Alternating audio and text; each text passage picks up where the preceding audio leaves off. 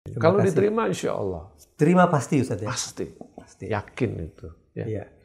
Tapi hasilnya yang paling penting kita upayakan. Ketika Amirul Mukminin Imam Ali bin Abi Thalib alaihi wassalam bertanya kepada Rasulullah, ya Rasulullah, dari semua keutamaan puasa yang tadi disebut oleh Nabi, mana yang afdal? Ma huwa afdalu as-siyam? Puasa yang bagaimana yang paling baik?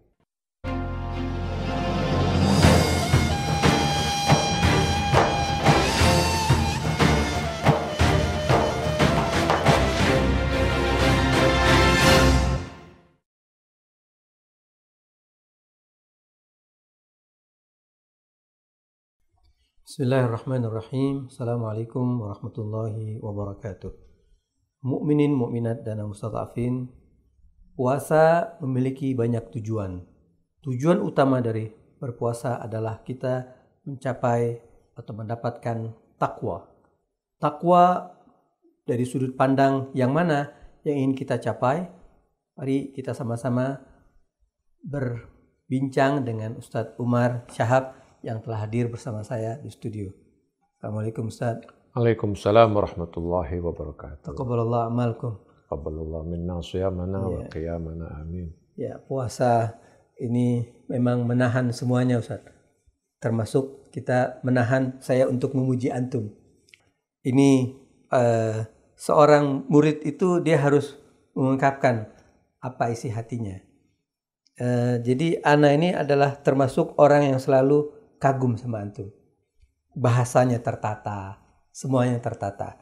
Nah, mudah-mudahan dengan duduknya ana sama antum, ana pun bisa mendapatkan seperti yang antum. Bahasanya tertata dan semuanya tertata. Ya, Ustadz, bulan Ramadan ini adalah bulan yang memiliki banyak hikmah. Banyak pelajaran yang bisa kita ambil.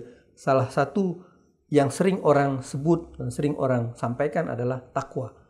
Orang mengutip dalam Al-Quran itu la'allakum tattaqun, kalian akan mendapatkan takwa. Nah, apa itu takwa? Ya, bismillahirrahmanirrahim. Terima kasih Ustaz Muammar yang sangat tertata dalam pertanyaannya. Benar tadi yang disinggung bahwa Al-Quran menyebut bahwa tujuan utama puasa itu sebetulnya adalah la'allakum tattaqun, semoga kamu bertakwa. Kata la'allakum tattaqun atau kalimat la'allakum tattaqun itu diawali dengan kata la'alla yang berarti semoga. Ketika Allah menggunakan kata semoga itu punya dua maksud. Satu, tujuan itu pasti karena dari Allah nggak ada istilah semoga. Kalau Allah sudah melakukan sesuatu, sudah menjanjikan sesuatu, itu adalah kepastian. Tetapi kenapa yang pasti itu digunakan dengan kata la'alla, itu menunjukkan bahwa itu tergantung manusianya. Tergantung manusianya yang berpuasa, sejauh mana ketakwaan yang dia akan peroleh itu. Nah, kata la'alla itu memberikan sebuah kemungkinan. Bisa iya, bisa tidak. Karena sebagaimana bunyi beberapa hadis mengatakan betapa banyaknya orang yang puasa tetapi tidak mendapatkan apa-apa kecuali rasa lapar dan haus. Nah, itu berarti menuntut keseriusan dari yang melakukan puasa itu agar bisa mencapai takwa itu. Nah, tentu definisi takwa itu umum disebutkan oleh para mubaligh, para kiai, dan kalau kita baca di buku-buku biasanya takwa itu didefinisikan sebagai mematuhi perintah Allah dan menjauhi larangan Allah. Definisi itu benar, tapi definisi itu lebih bersifat aplikatif. Dan dia bukan takwa sebetulnya definisi itu. Dia adalah hasil dari takwa. Jadi takwa itu sebetulnya adalah sebuah hasil ya dari sebuah proses. Nah, puasa itu adalah upaya kita untuk mencapai ketakwaan itu. Karena itu di dalam Al-Quran disebut bahwa surga itu disiapkan oleh Allah Subhanahu wa taala buat orang-orang yang muttaqin. Uiddat lil muttaqin. Itu untuk menunjukkan bahwa level muttaqin itu adalah level tertinggi. Dan dia sebetulnya adalah sebuah karakter. Dia sebetulnya adalah sebuah kepribadian yang harus dimiliki oleh seorang muslim. Jadi seorang muslim itu menempa dirinya dengan berbagai hal, dengan amal ibadahnya, dengan akhlaknya, dengan moralnya, dengan berbagai hal yang bisa dia lakukan supaya dia mencapai takwa. Nah, dengan demikian sebetulnya takwa itu adalah kepribadian yang prima. Seorang yang memiliki kepribadian yang prima itulah yang disebut dengan muttaqin. Nah, menariknya di Al-Quran, di dalam surat Asy-Syams kalau nggak salah, di sana Allah Subhanahu wa taala ada bersumpah dengan diri manusia, wa nafsin wa ma sawwaha fa alhamaha fujuraha wa taqwaha.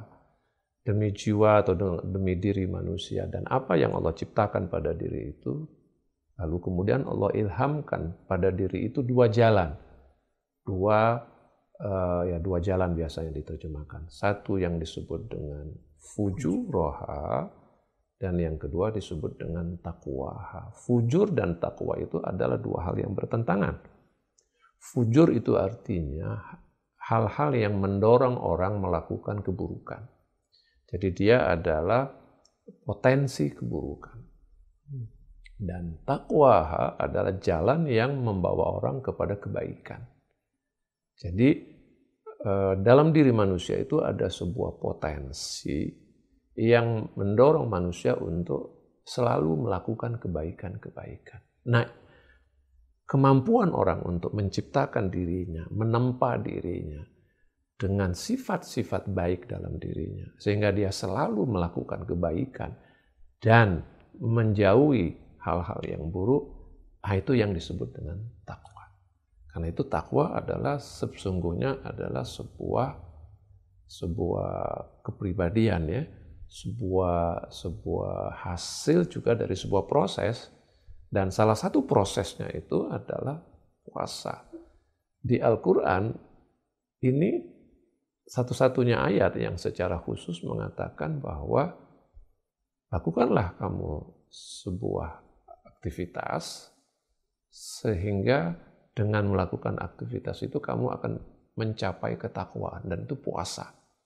Jadi artinya puasa itu punya peran yang sangat besar untuk membawa manusia menjadi takwa. Nah, pertanyaannya adalah puasa yang bagaimana yang bisa membuat orang itu menjadi muttaqi?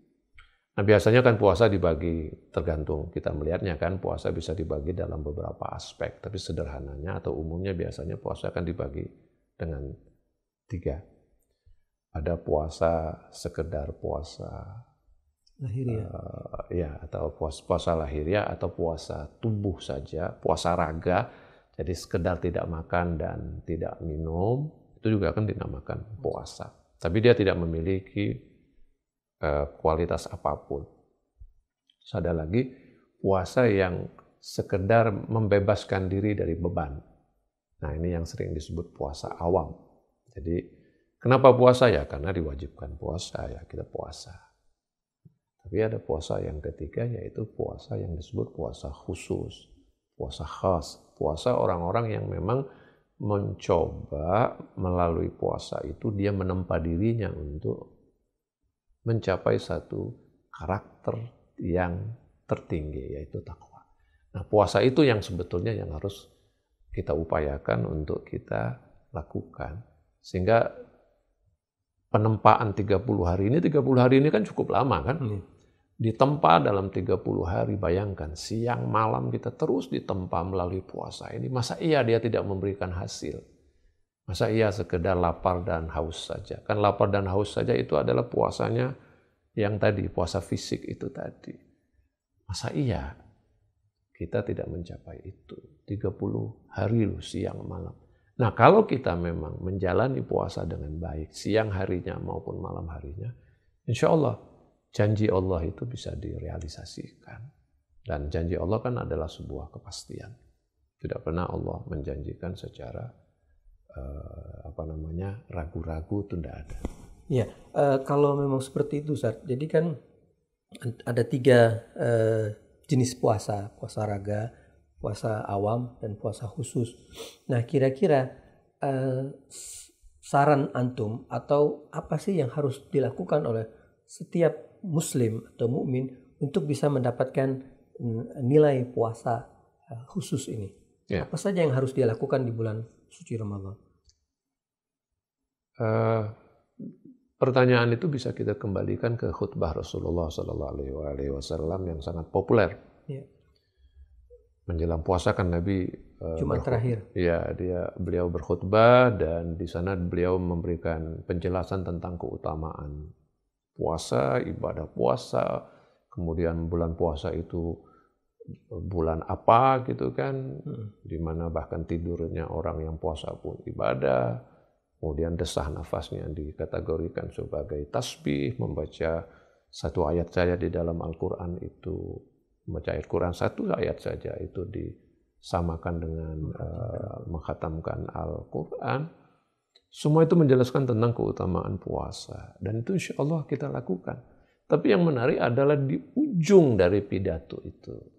Ketika Amirul Mukminin Imam Ali bin Abi Thalib alaihi wassalam bertanya kepada Rasulullah, ya Rasulullah, dari semua keutamaan puasa yang tadi disebut oleh Nabi, mana yang afdal? Ma huwa afdalu as-siyam? Puasa yang bagaimana yang paling baik? Nah, yang menarik adalah jawaban Rasulullah. Afdalus siyam, puasa yang terbaik adalah al-wara'u an maharimillah. Mencegah diri kita dari berbuat yang dilarang oleh Allah. Berarti mencegah diri kita dari melakukan dosa-dosa. Itu yang paling afdal. Pertanyaannya, kenapa itu yang paling afdal? Itu adalah basis dari puasa. Itu inti dari puasa. Dan itulah sebetulnya hasil dari takwa.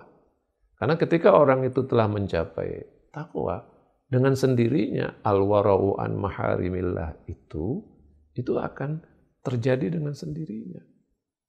Mungkin kita pernah mengenal konsep yang namanya, atau dalam akidah kita kan kita mengenal konsep ismah, bahwa para nabi, para imam itu kan maksum. Maksum itu artinya tidak melakukan dosa dan selalu melakukan kebaikan.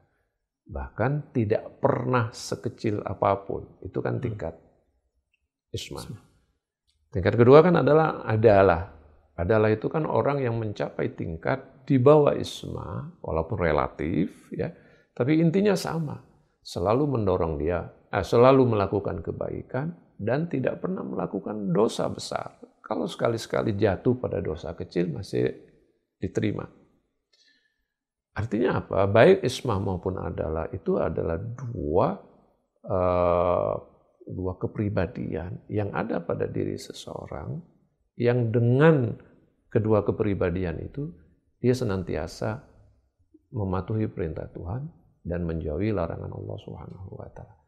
Maka seorang yang puasa, yang pertama yang harus dia tanamkan dalam dirinya itu adalah dia nggak boleh berdosa. Dia nggak boleh melakukan dosa sekecil apapun. Nah, itu kan harus atas sebuah tekad. Jadi kita harus bertekad. Misalnya lah secara sederhana, misalnya saya di bulan Ramadan ini tidak akan melakukan dosa. Ya, saya tobat pada Allah dan saya tidak akan melakukan dosa sekecil apapun.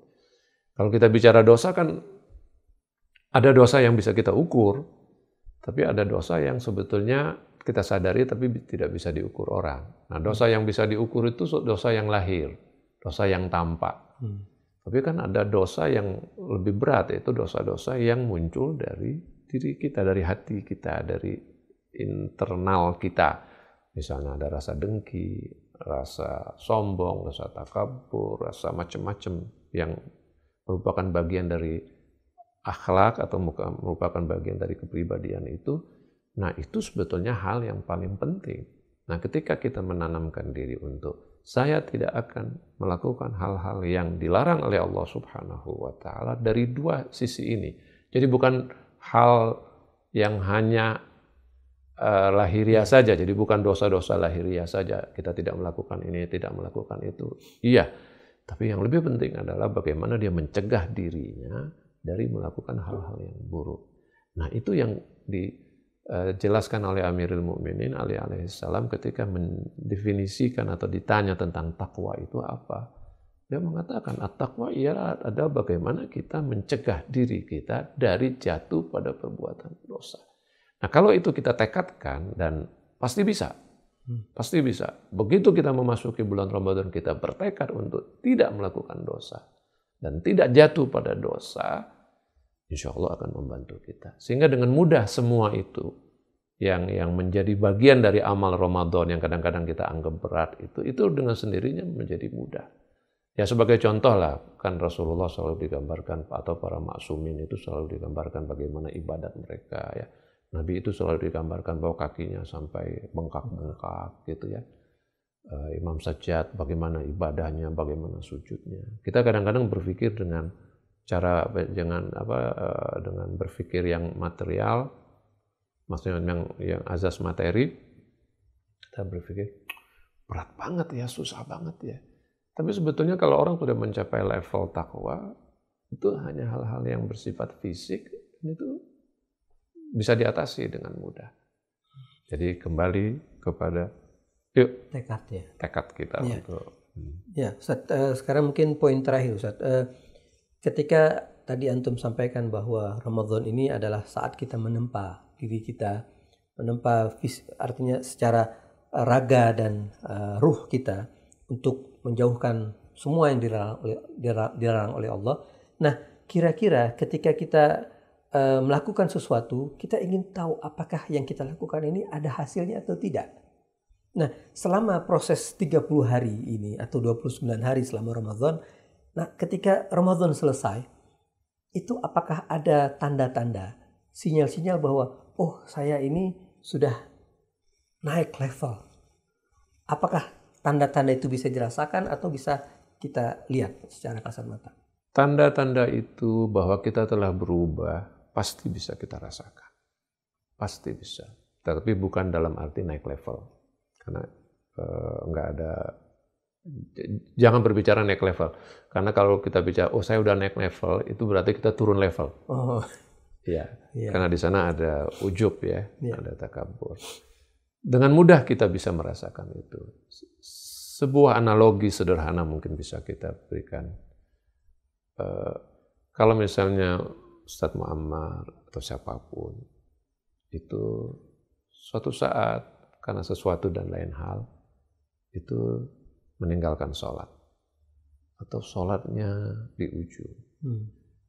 Kan ketika kita nih yang sudah terbiasa melakukan sholat, tiba-tiba kita meninggalkan sholat, itu kan ada perasaan gak enak dalam hati kita. Nah, perasaan gak enak itu sebetulnya menggambarkan bahwa kita itu sebetulnya telah mencapai satu tingkat yang membuat kita itu merasa gak nyaman dengan meninggalkan sholat, gak nyaman dengan misalnya menunda sholat. Tapi banyak orang yang gak sholat biasa aja, yang menunda sholat gak ada punya perasaan macam-macam. Nah, dengan melakukan analogi seperti ini dalam puasa juga begitu. Ketika kita selesai melakukan puasa, sesudah puasa kita akan melihat diri kita itu, tadi kalau kita misalnya berhasil tekadkan diri kita dari awal untuk tidak melakukan dosa, nanti di ujung sana setelah sana, begitu kita melakukan dosa kecil aja, bohong misalnya. Bohong itu sebetulnya dosa besar ya, tapi dianggap orang dosa kecil. Tapi ketika kita merasa menyesal, aduh kok saya tadi bohong ya. Nah, begitu ada perasaan itu menandakan kita sudah mencapai satu level. Jadi kita sudah menjadi bagian dari takwa itu karena kita menyesali dosa yang kita lakukan. Nah, makanya diajarkan kepada kita itu istighfar, diajarkan kepada kita itu taubat. Intinya adalah supaya kita memiliki perasaan bahwa kita bisa melakukan introspeksi kepada diri kita, bisa melihat pada diri kita bahwa kita ini telah berada di satu keadaan yang bagaimana. Nah, karena itu kalau kita bicara tentang hasil, itulah salah satu hasil yang bisa kita lakukan pengukuran secara sederhana. Yang kita bisa rasakan adalah ketika kita ingin melakukan dosa, hati kita menolak. Ya. Jadi itu tanda bahwa puasa kita ini bernilai. Ustaz. Bernilai. Insya Allah kita sudah mencapai yang disebut muttaqin itu, walaupun kita tahu takwa itu sendiri bertingkat-tingkat, dan di Al-Quran ada ayat mengatakan ya, fattaqullaha mastata'tum, kalimat bertakwalah kepada Allah sesuai kemampuan kamu. Berarti tetap dalam takwa, tapi di sana ada level-levelnya, ada tingkat-tingkatannya. Nah, ada tingkatan takwanya para maksumin, ada tingkat takwanya para aulia, ada tingkat takwanya para khawas, ada tingkat takwanya para awam atau umum. Yang penting, tapi kata takwa itu mencakup semua itu tadi. Ketika kita masih merasakan satu kebahagiaan ya dalam hal melakukan kebaikan, itu sudah hal yang kita harus syukuri. Meskipun mungkin buat para aulia itu masih problem ya. Ya, karena bagi mereka itu kok saya merasa senang sih sudah mencapai satu tingkat, padahal kalau dibandingkan dengan dosa, kesalahan, kekurangan diri kita belum apa-apa kok, kita tiba-tiba ada ujub seperti itu. Tapi intinya adalah ketika kita tidak melakukan dosa dan kita merasa menyesal ketika kita misalnya melakukan satu dosa walaupun tidak sengaja, itu menunjukkan bahwa kita insya Allah sudah mencapai apa yang kita inginkan melalui puasa kita yang lalu. Insya Allah, mudah-mudahan kita diterima puasa kita dan digolongkan orang muttaqin, Ustaz. Amin. Kalau diterima insya Allah. Terima pasti, Ustaz ya? Pasti. Yakin itu. Ya. Iya. Nah, tapi hasilnya yang paling penting kita upayakan. Ya, terima kasih, Amin. Ustaz. Mukminin, mukminat dan mustadhafin, tadi kita sudah sama-sama mendengar uraian dari Ustaz Umar yang mengatakan bahwa untuk mencapai mencapai muttaqin itu melalui sebuah proses. Dan kita juga bisa merasakan di akhir Ramadan, ketika di hari ke-30 atau 29, itu kita merasakan apakah ada perubahan pada diri kita. Kita bisa mencerminkan diri kita, apakah perubahan kita menuju kebaikan atau malah sebaliknya. Ketika kita berubah menjadi baik, alhamdulillah kita mengarah ke orang yang muttaqin. Mudah-mudahan Ramadan kali ini menjadikan kita orang yang muttaqin. Amin. Terima kasih. Assalamualaikum warahmatullahi wabarakatuh.